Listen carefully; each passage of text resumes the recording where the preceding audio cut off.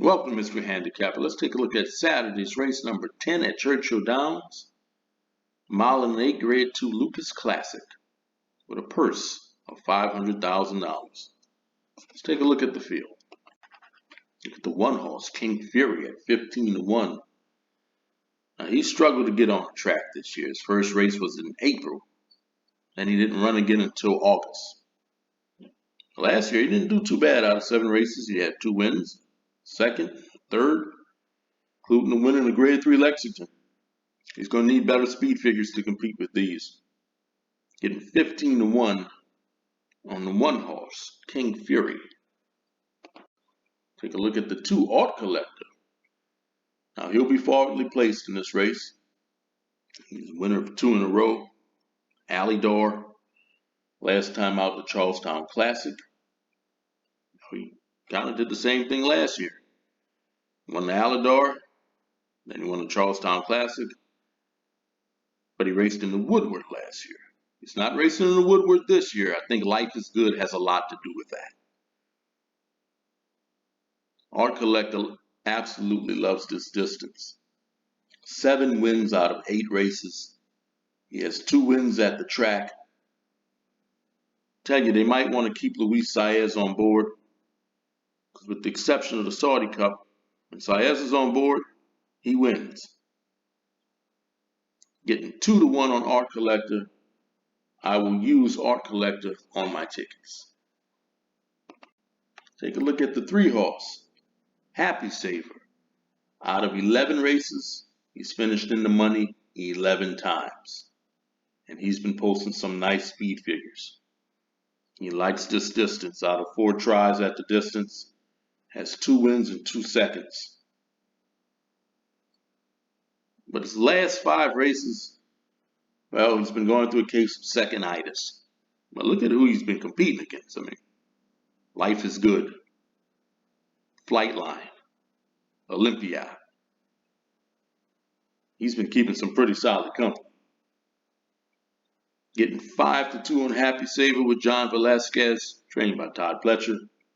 I will use Happy Saver on my tickets. And then there's your 80-1 Kentucky Derby winner, Rich Strike. Won the Kentucky Derby by 3/4 of a length. Next time out in the Belmont, he was bet down to 4-1 in that race.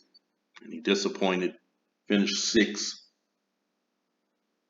Last race, did a little bit better.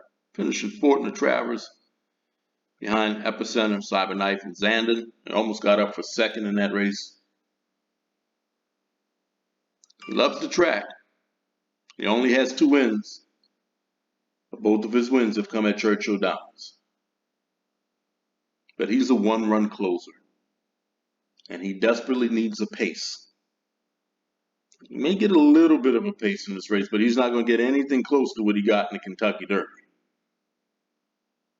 And he has taken on older horses for the first time. Getting 6-1 on Rich Strike. I'll use Rich Strike underneath at 6-1. And there's your 5 horse, Hot Rod Charlie. Finished 2nd in the Dubai Cup, 3 races back. Next time out, Salvatore Mao, well, he disappointed a little bit. He was overwhelming favorite in that race, and he lost by a head to Mind Control. And then the Grade 1 Whitney. Well, he chased Life is Good in that race, and it's not easy chasing Life is Good. But he still finished a nice 3rd, only losing by a head for 2nd to Happy Saver. He's earned over $5 million. And he has only 4 wins out of 17 races. I'm quite sure his owners aren't complaining. He's got some really nice workouts coming into this race. Getting 8-5 on Hot Rod Charlie. He's going to be forwardly placed. He might even set the pace in this race. He may run back to that last year's Pennsylvania Derby. I'm going to use Hot Rod Charlie on my tickets. And there's the 6 horse, 20 to 1, your long shot.